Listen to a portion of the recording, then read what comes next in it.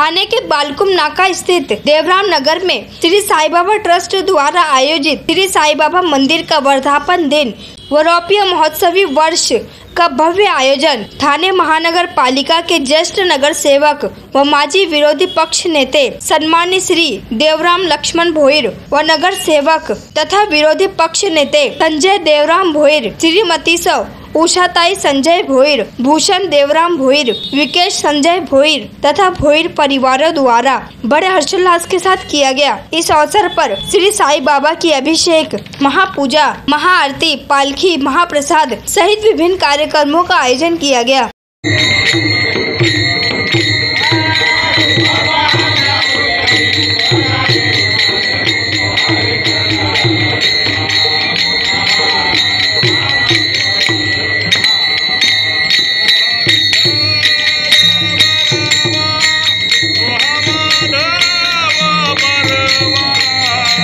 साईनाथ महाराज की बोला बोला साईनाथ महाराज की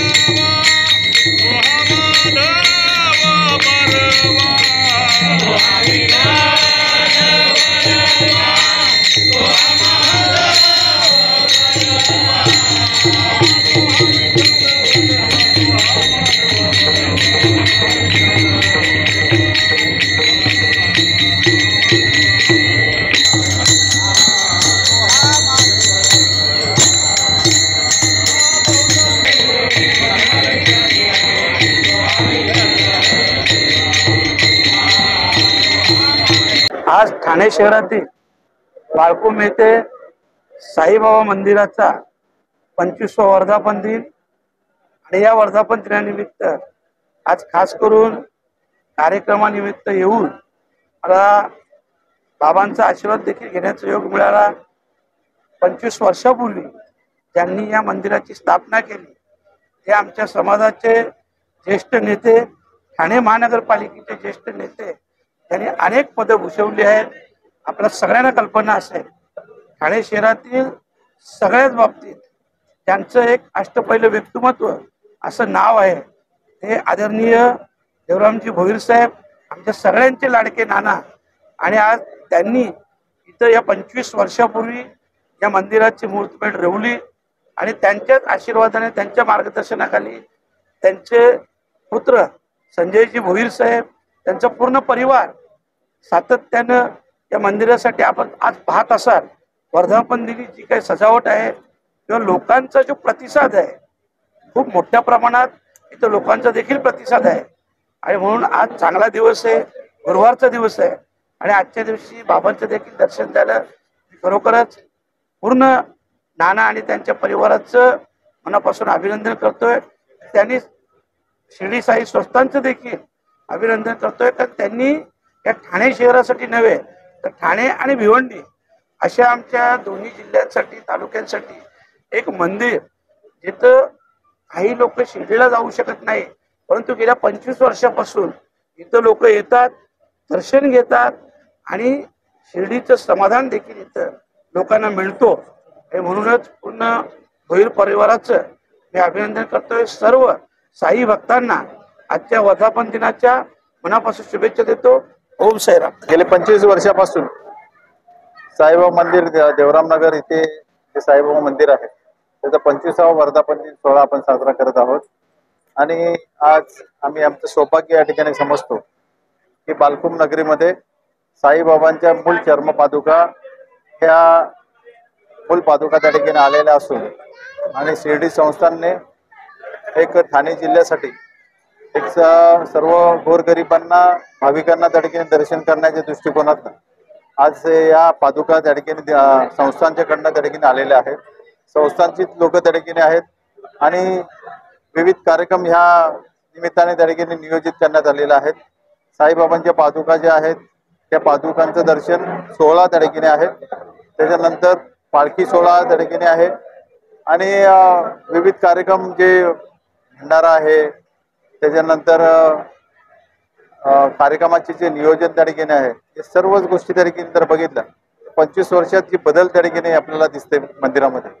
छोटी मूर्ती त्या ठिकाणी होती 25 वर्षापूर्वी, त्याच्यानंतर या 8 ते 10 वर्षापासून मोठी मूर्ती जी आपल्याला बघण्यासाठी मिळते ती बाबाच्या शिर्डी संस्थांची जी जशी मूर्ती आहे तशीच मूर्ती त्या ठिकाणी आपल्याला इथेही बघण्यासाठी मिळते आणि बाबांचाच आशीर्वाद आहे.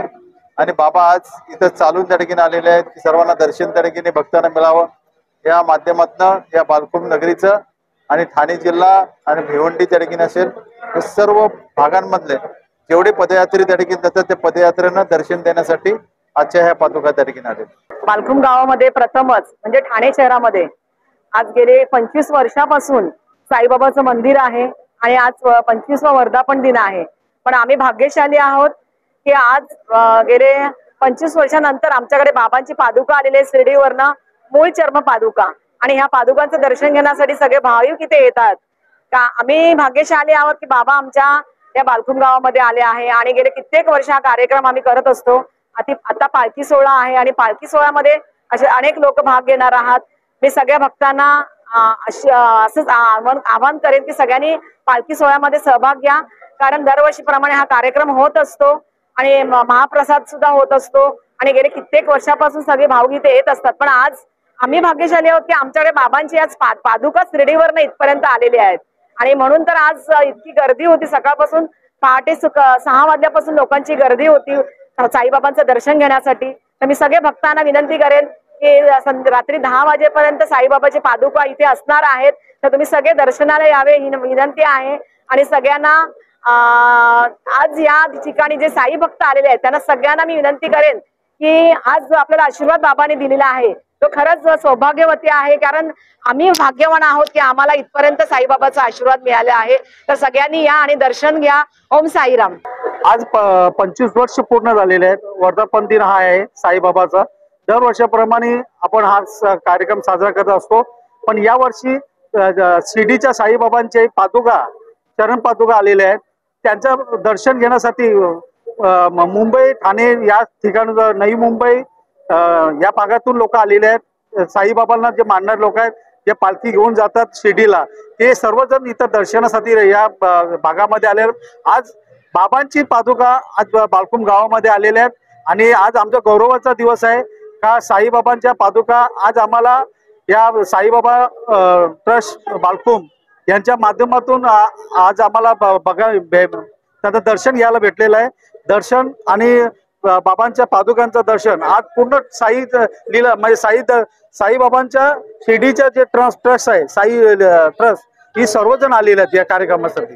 याच्यामध्ये आपण पालखी सोहळा असते आणि पूर्ण पालखी गावामधून बालकुम पाडंबर पूर्ण फिरून येत असते. आणि आता आपण मध्ये काल DCM साहेब येऊन गेले, एकनाथ शिंदे साहेब, त्यांच्या माध्यमातून जे आता ते काश्मीरला जो हे झाला आतंकवादी हल्ला झाला, त्या हल्ल्यासाठी पेलगावला जे लोक आपले लोक मारली गेली, जे निस्वार्थी लोक मारली गेली, अशा लोकांना साई ट्रस्ट आपल्या साईबाबा बालकुम ट्रस्टच्या माध्यमातून आपण 3 लाखाचे अनुदान दिलेलं आहे आणि ते काल आम्ही DCM साहेबांच्या हातात दिलेलं आहे. सर्व साई भक्तांना आज मनपूर्वक शुभेच्छा देतो या पालखी सोहळा आणि साईबाबांच्या पादुचरणला तुम्ही दर्शनासाठी आल्याबद्दल सर्वांचा नमस्कार.